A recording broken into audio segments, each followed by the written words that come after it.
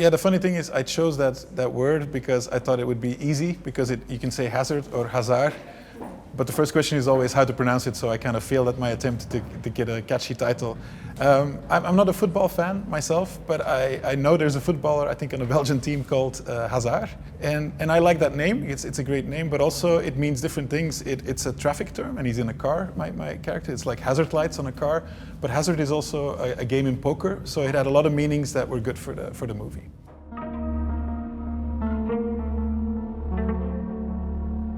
It's this typical thing of on a vanity plate on a car, like people who really pimp out their cars, they usually use these very obnoxious spellings.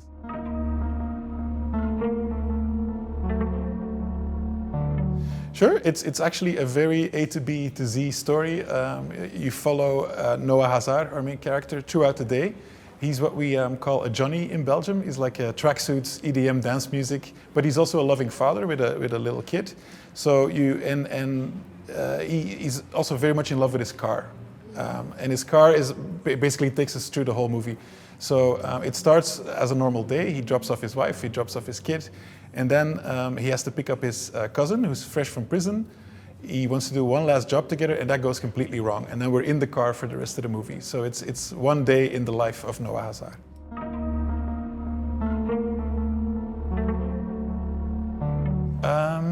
The idea is actually, it was originally an American script called Interior Car, which was written by Trent Haga. He was an American scriptwriter, and I work with him. And in COVID times, I asked him, do you have anything lying around that I could film cheaply and easily in my own city? And he only had the first draft, I think, of this, and he sent it over.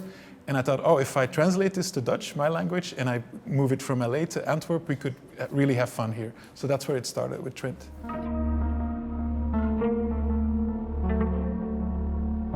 Yeah, I think with the blessing of Trent, 50% of it completely changed. Even action set pieces, because our cities are very different, but also the characters changed, the level of surrealism changed. So yeah, but Trent was following and agreeing with everything we did. So I wouldn't do it without his permission.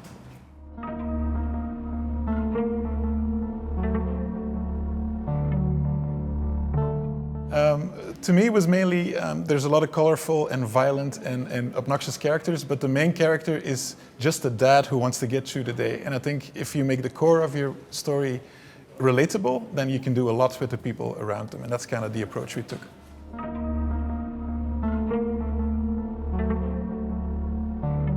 It's made with the production company that I've made several things with, and we go back. But it was funny because the rule of the movie was the camera cannot leave the car. It's always in the volume of the car, which is the first line of the script. But when new people came on set, because on a Belgian set there's a lot of people going to different sets, they were all like, it took like a few hours for him to realize, oh, it really doesn't leave the car. Like, it was funny to see that everyone had to get into our system, basically. Yeah. Yes.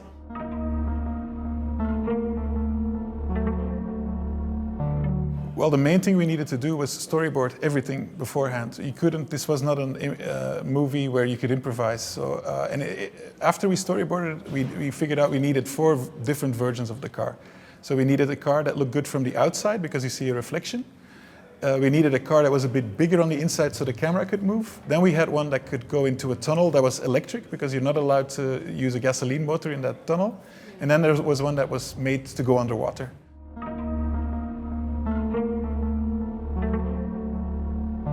It's funny because that was one of the things I showed to everybody, and then the producer was like, yeah, we can't afford that. We'll do a cheap version of that. Yes.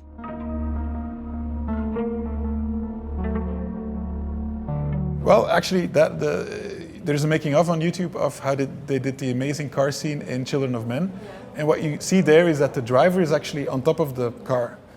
And for us, that was our big investment, was a car, I forgot to tell you, like our main car was one that had a stunt driver up top, so the actor could just act and he didn't have to mind the traffic. And that's where most of a lot of budget went, because that gave us so much freedom on the road. So that was straight from Children of Men. There's a movie you can find on YouTube, strangely enough, the first movie that Steven Spielberg made, called Duel, which it's not completely in a car, but the things he does, it's basically just a car being chased by a big truck. and it gets so much tension out of that. I really studied that and took shots from that. And then it's not a car movie, but there's a little-known Scorsese movie called After Hours. And it's just a guy in New York in the 80s who wants to get home, and he has all these little adventures that they're all stopping him to get home. So that kind of idea of like a night going completely bad, that we took from there. Yeah.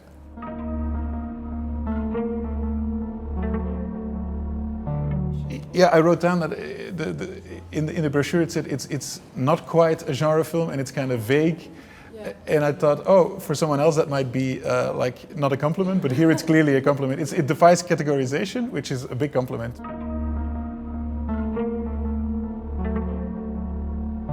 Well, I only made one other movie in 2014, and that was basically a standard slasher, or I really followed the rules of a slasher formula. But here the fun was to go to zigzag through as many genres as possible. So I get it, and I take it as a compliment. Yeah.